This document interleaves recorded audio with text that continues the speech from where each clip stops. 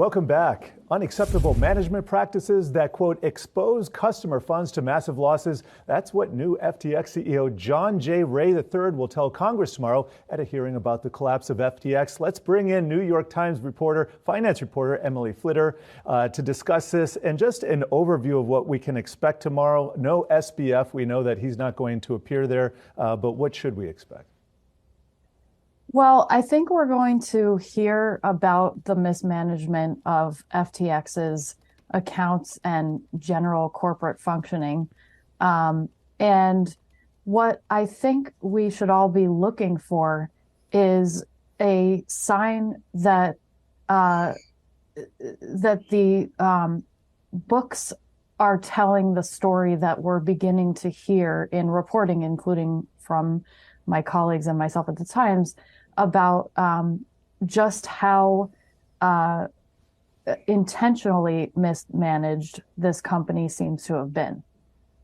Hey, Emily, what do you think about sort of the allegation in this Reuters report about how CZ told employees to use encrypted messaging, don't send emails, all those types of things? Does that look so very incriminating from your point of view and also from the DOJ's?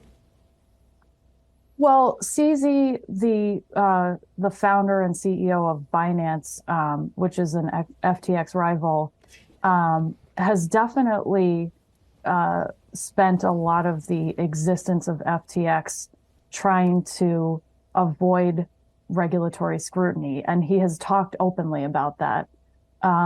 It also seems to be of a piece of what the industry had been doing in the lead up to 2021 and even this year. I mean, basically all of the exchanges are being looked at for violating anti-money laundering rules.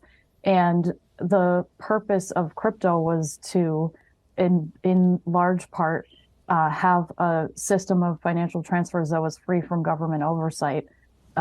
So that's not terribly surprising. I think we'll see what the Justice Department ends up telling the rest of the world when they finish these investigations, including the one into Binance. And I have to ask you, with these hearings ongoing at the same time that we have actual bankruptcy court proceedings, what, if anything, are we likely to learn out of this process? And then what we take away from it, is that going to be something entirely different? I'm just wondering what you think the public can be gained out of this. You know, this is unprecedented to a certain extent. I mean, we've had plenty of congressional hearings about companies blowing up, and but we're basically at a point where we're looking at an entire industry that is having a moment of reckoning, and it's not being shielded from sort of the consequences of its own actions, the way perhaps the traditional financial system has been shielded when its players do something wrong. By the time that you get to be as big and as integrated as a traditional financial company, when something goes wrong, the regulators and investigators and just everybody involved in the process are all aware that with the wrong words, with the wrong framing of something in a public statement, they could cause a panic that could really hurt other people in the industry. I think that what we're seeing with crypto is there really aren't any holds barred in this inquiry, because it, as my colleagues in the media have been pointing out, doesn't matter as much. It's not going to bring down other parts of the global financial system. So I really think it's going to be exciting to see how far the lawmakers push and what John J. Ray reveals. I think it's just going to be a really interesting thing that I'm going to watch like everybody else with great curiosity.